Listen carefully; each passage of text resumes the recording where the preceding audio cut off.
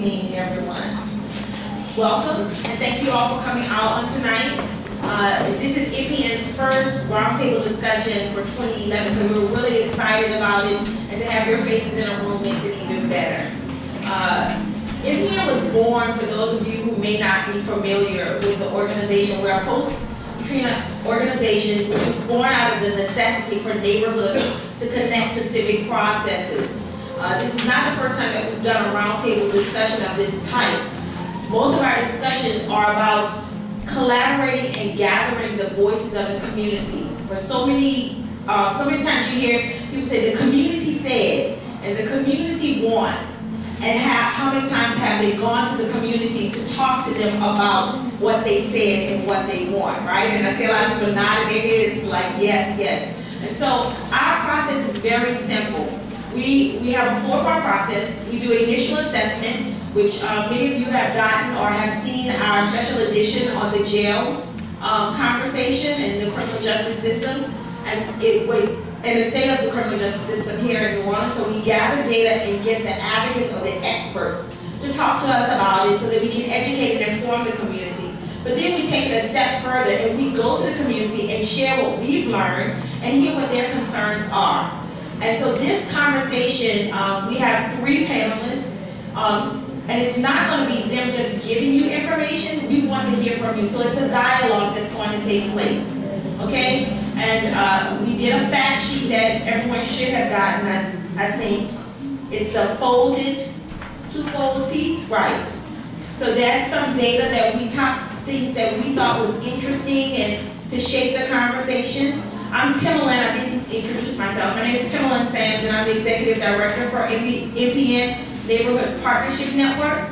We're going to give each person 10 minutes to talk about what they have seen or heard and know, and then we're going to open the conversation up. So we encourage you, write your questions down if you have any while they're talking. If you have some concerns you want to share with the group, this is a safe space. There is no wrong or right answers. If you choose to reveal who you are, that's fine. We don't hold anything against you for that. We are videotaping as well as we are documenting it in the back. Lakshmi is our policy coordinator, so she's documenting this information. And what we usually do, or what we have done in the past, is once we've documented what has been said by those community members who participate, we share this with the decision makers as well as stakeholders. So this is an open document. It's a living document, so you can even come back and add to it because it is yours. NPN is your organization. It's owned by the neighborhoods. So without any further ado, I hope you got you some water, get you a soft drink, sandwich, salad. Please make sure you take all of it because we're not taking any of it home. The restrooms are right outside this door and to your right. And then you take an immediate left right. So if you need to go to the restrooms, they're right outside. And let's get started. So to my left is Dr. Michael Cowan. I'm Dr. Michael Cowan with Common Good.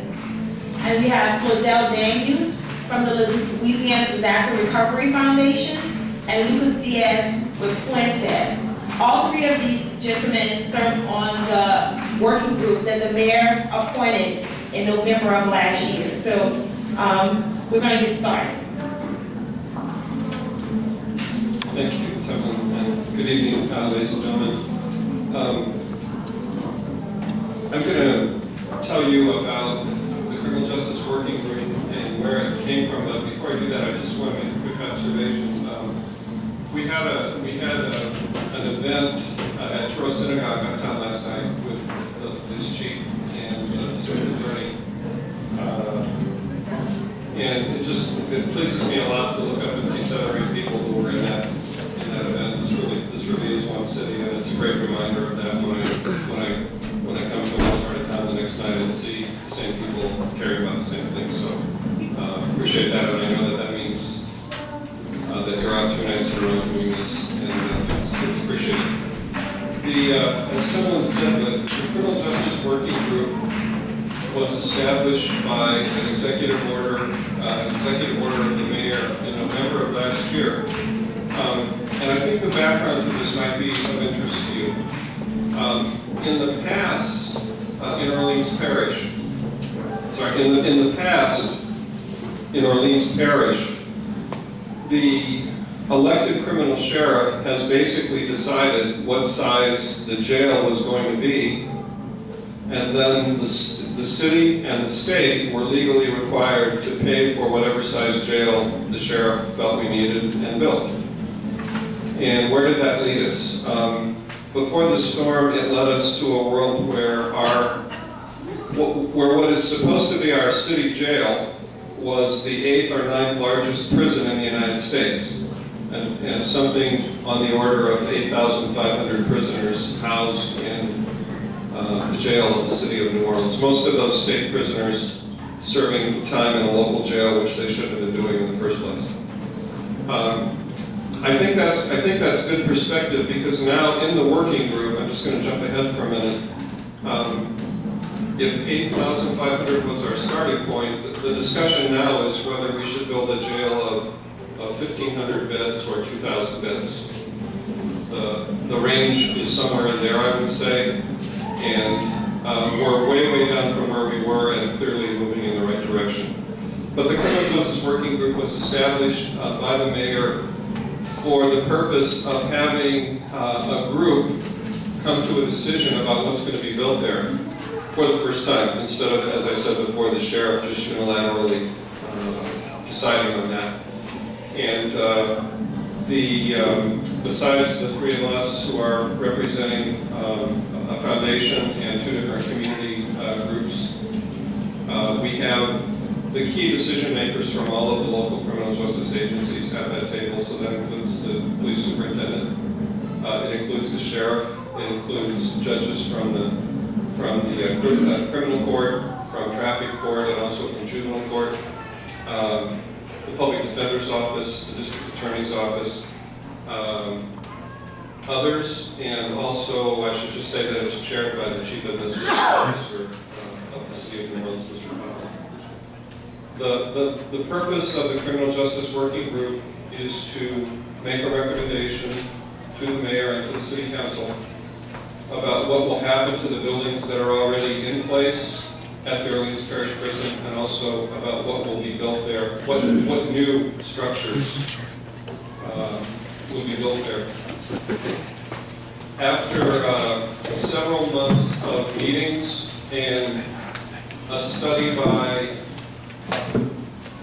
a criminologist whose name is James Austin, Dr. James Austin, the group recommended that the sheriff go ahead with the building of the initial phase of his plan for the jail, which is a total of 1,438 beds. And the group also included in that resolution the point that nothing more should be built beyond that, and that the old buildings that are there should be mothballed or demolished, depending on, I guess, what condition they're in. We might want to talk about this a little bit later, but you may know that there's been some pushback on that from the sheriff and from a couple other people who were at that table, but that's the direction that we're moving in here. So the purpose of the Criminal Justice Working Group, just to finish this part, is to make a recommendation to the mayor on what's to be built and what's to be torn down at the parish prison, and also to look at a number of related questions which my colleagues on the panel here will talk about this evening.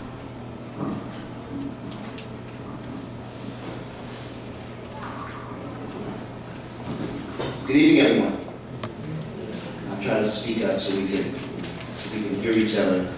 Thanks also for coming out, and I thought it was appropriate, since we're in church. Often in public discourse we don't bring our faith or our thoughts about faith to these conversations, but I was looking at a scripture, Hebrews 3:13, that says, "Remember those in prison as if you were their fellow prisoners, and those who are mistreated as you yourselves were suffering."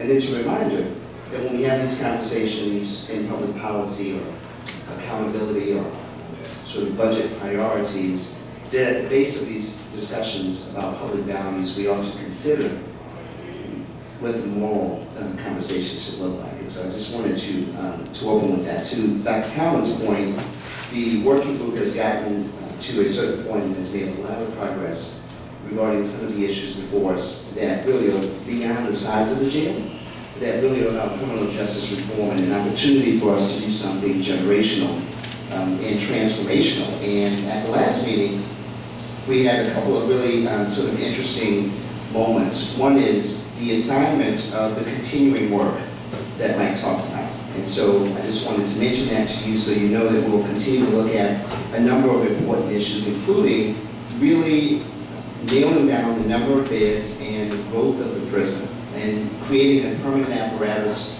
for the city to think about what it looks like for us to make really quality, progressive decisions from a policy perspective based on data and evidence and the wisdom of community and looking at those. Sheriff Gusman and Dr. Cowan will take the lead on that particular issue.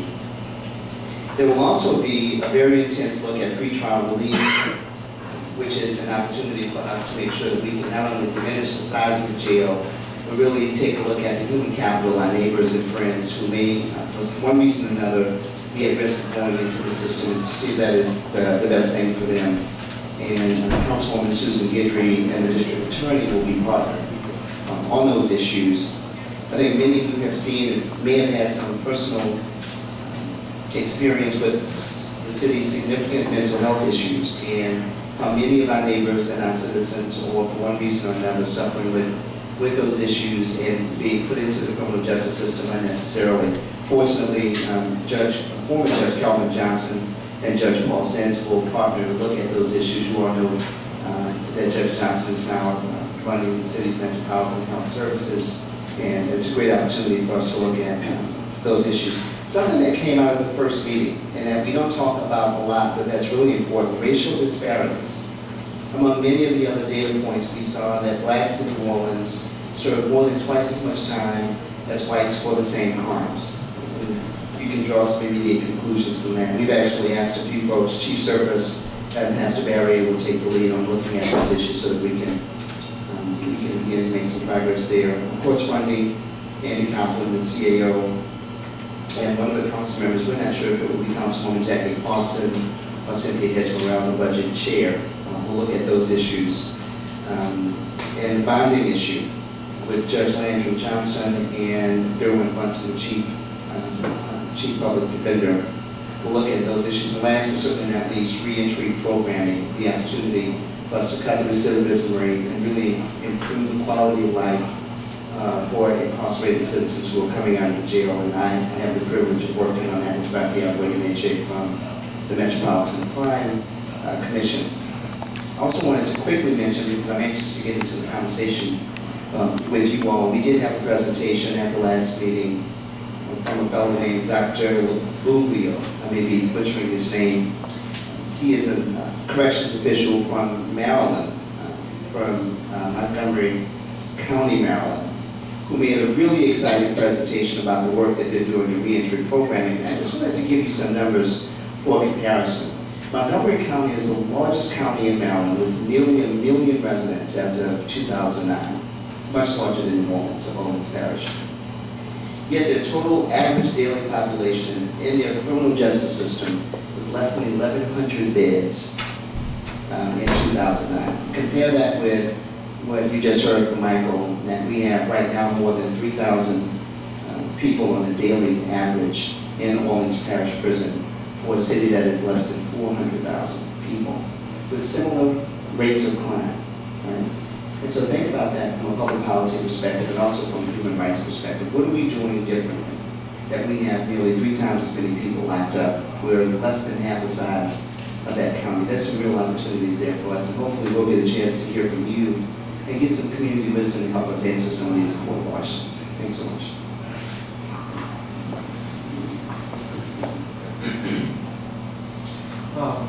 I'm going to try and help shape the conversation by talking about the potential for the future.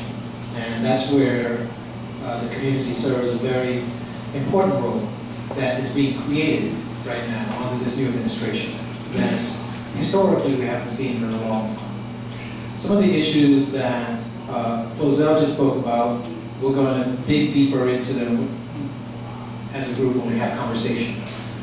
But they point to the opportunity for this community to send a statement to the state, to send a statement to itself, and to send a statement to the nation about how it will morally, philosophically, strategically position itself on criminal justice. Does it want to continue to perpetuate the same old practices that haven't worked, and which you will hear from folks like Chief Surpass and others in the system who will tell you that it hasn't worked, because they will say out loud, we can't arrest our way out of the problem, and the evidence shows that it has been unsuccessful, right? Or are we going to be a community that says, we're going to do everything we can to ensure that our young people, because primarily we are talking about, and let's be clear, young black men. We're going to do everything we can in this community to make sure that they succeed. Right?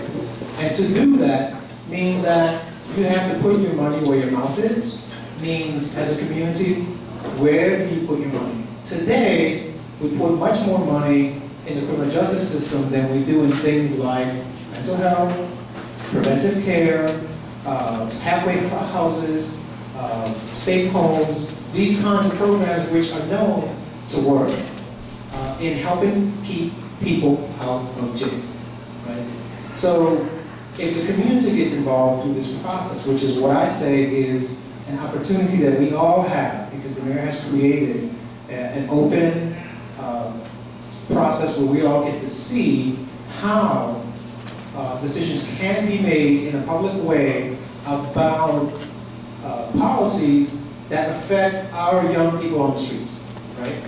And if we get more involved today, we can set a precedent for making that stay that way forever. Meaning that 10 years from now, we're not talking about the sheriff deciding by himself or the judges deciding by themselves or some other agency from within the criminal justice system about what policy best suits their agency, but that the community is engaged and all the agencies are engaged in an open, accountable way, talking about what's best for the community using data and using evidence from research that has been conducted. And we are turning the page of that right now, and we could, as a community, say we want effective government. Effective government means, of course, doing its job to keep us safe, because at the end of the day, we have to balance public safety with people who need to be in jail. Let's also be honest about that. There are folks in the criminal community, right, who need to be in jail. But we're not talking about that. We're not talking about those folks. We're talking about the folks who don't need to be in jail. And the folks that don't need to be in jail, overwhelmingly in our community, are more than the people who are actually in jail. And that's what we want to address. So we want to have effective government that is targeting the violent and dangerous criminals, not the people who don't need to be there. We want to have efficient government that is using our dollars to the best possible effect. Meaning, are we spending $4 to keep somebody in prison? Is that more reasonable than spending $1 to keep them out of prison? Right? So that's talking about efficiency. And the other thing we want to talk about is being just and accountable, right? So if we talk about the racial disparities that Flozell discussed, and we look at what's happening in our system, we're not being very just when you can look at the data, which Dr. Austin did and pointed out to us, that black men in the system stay twice as long as white men for the same crime. So we're not being very just. So we have a lot of issues to address. And our hope is that we start to have the conversation today in the community about very, very complex issues. The three of us are not employees from the system. We haven't worked in the courts, we haven't worked in the jails, we haven't been police officers, we're not attorneys. So we come from the outside, like you, right? We're not from within the system. What we have had the advantage of in the last several months is learn. We've learned a lot. And we realized that there's a huge disconnect, because in these public meetings, which happen on the 8th floor in City Hall, we see the criminal justice advocates, and they know a lot, right? Criminal justice advocates know a lot of information, they bring information to the working group, but we don't see the general community. So we need you to then take this information out into your neighborhoods and talk about the complexity of these issues that we will dive into very soon. Because it is very complex, and for us to have what we want to have, which is efficient, effective,